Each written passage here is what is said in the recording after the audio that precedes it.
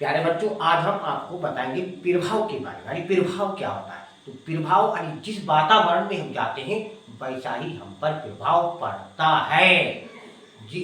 अब किसी पर किसी की बात का प्रभाव, किसी पर किसी की लात का प्रभाव। यानी कोई बात से नहीं मानता तो लात से मानता है। हमने ऐसी बात कही तो ऐसा प्रभाव पड़ा कि व्यक्ति जो था बिल्कुल चेंज हो गया।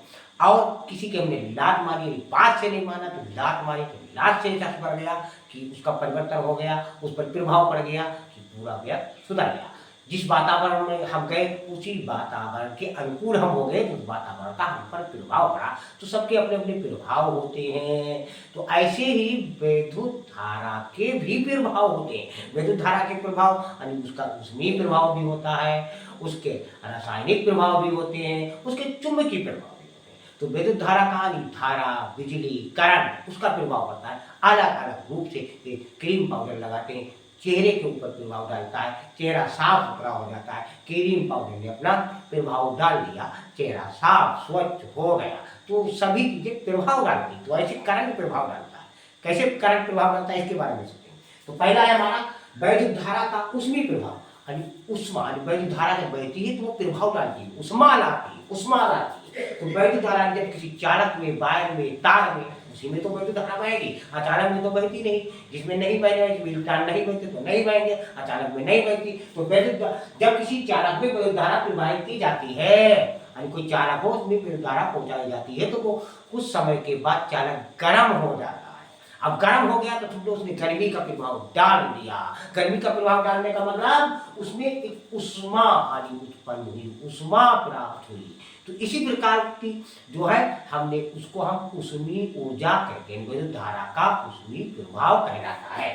जब किसी चालक में विद्युत धारा प्रवाहित की जाती है तो चालक का कुछ समय बाद गर्म हो जाता है। ऐसा विद्युत ऊर्जा के ऊष्मीय ऊर्जा के रूपांतर होने के कारण होता है। इसी हम प्रभाव को विद्युत धारा का ऊष्मीय प्रभाव कहते हैं। अब ऊष्मीय प्रभाव कितने थे? बल्ब में, हीटर में, प्रेस में, जिसको इस्त्री बोलते हैं, कपड़ा, हम कपड़े के ऊपर, अब इस्त्री कपड़े के ऊपर प्रभाव डालती है अपना।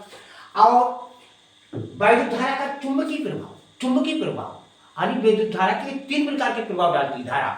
चुंबकीय प्रभाव क्या होता है? अब किसी चालक में हमने विद्युत धारा पहुंचा दी तो उस चालक के चारों, हम सिगरेट पिए, बीड़ी पिए तो हम पी रहे हैं ना, हम पी रहे हैं ना। अब वातावरण जो पास पड़ोस का होगा वो भी प्रभावित होगा। तो विद्युत धारा तो चालक में बह रही है, लेकिन चारों कुछ क्षेत्र जो है उसमें चुंबकीय प्रभाव उत्पन्न हो जाता है, वही चुंबकीय प्रभाव। तो इसकी डिफरेंस क्या है? विद्युत धारा का चुंबकीय प्रभाव। तो जब किसी चालक में हम जो है विद्युत धारा प्रवाहित करते हैं तो उसके चारों, चालक के चारों एक चुंबकीय क्षेत्र उत्पन्न हो जाता है। इसी को हम विद्युत धारा का चुंबकीय प्रभाव कहते हैं। अब विद्युत धारा का रासायनिक प्रभाव, रासायनिक प्रभाव यानी कोई रासायनिक, कोई जैसे अम्ल हो, लवण हो, क्षार हो, उसमें हम विद्युत धारा प्रवाहित करेंगे। उसके अंदर विद्युत धारा हम जब पहुंचाएंगे तो उसके जो अम्ल है, जो विलयन है, लवण है, उसके जो अवयव है, घटक है, भाग है, वो अलग अलग भागों में टूट जाते हैं और क्रिया करते हैं। इसी को हम विद्युत धारा का मतलब रासायनिक प्रभाव कहते हैं। बच्चों, आपको समझ में आ गया होगा? लाइक और